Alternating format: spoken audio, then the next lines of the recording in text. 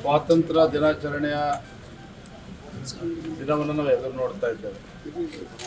ಇಂಥ ಒಂದು ಶುಭ ಸಂದರ್ಭದಲ್ಲಿ ನಮ್ಮ ರಾಷ್ಟ್ರೀಯ ಅಧ್ಯಕ್ಷ ಆಗಿರ್ತಕ್ಕಂಥ ನಡ್ಡಾಜಿಯವರು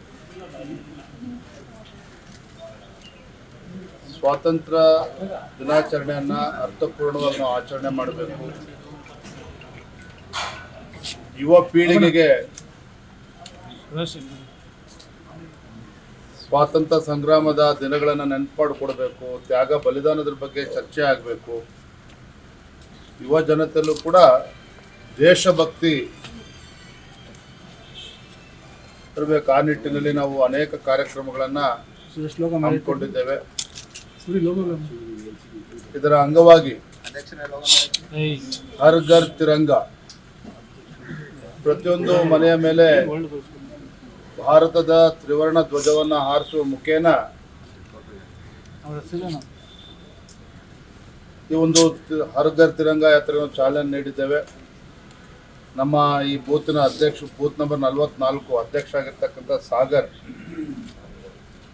ನಮ್ಮ ಸಂಸದರಾಗಿರ್ತಕ್ಕಂಥ ಸನ್ಮಾನ್ಯ ಶ್ರೀ PC ಮೋಹನ್ ಜಿ ಅವರು,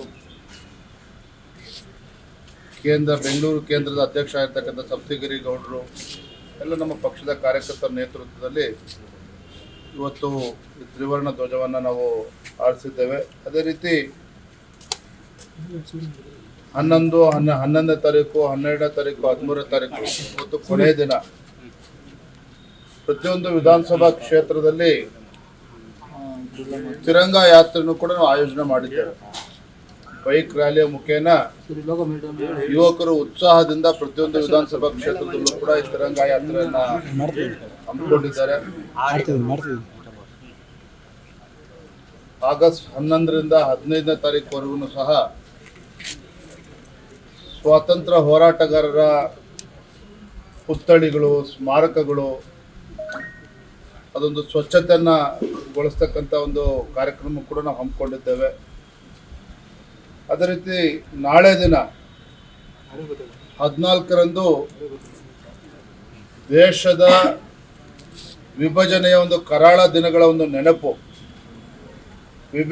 ವಿಭಿಷಕ್ ಸ್ಮೃತಿ ದಿವಸ್ ಅಂತೇಳಿ ಇದನ್ನು ಆಚರಣೆ ಮಾಡ್ತಾ ಇದ್ದೇವೆ.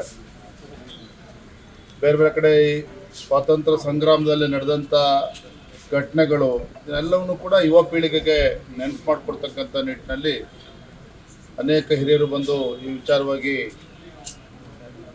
ಭಾಷಣ ಮಾಡೋರಿದ್ದಾರೆ.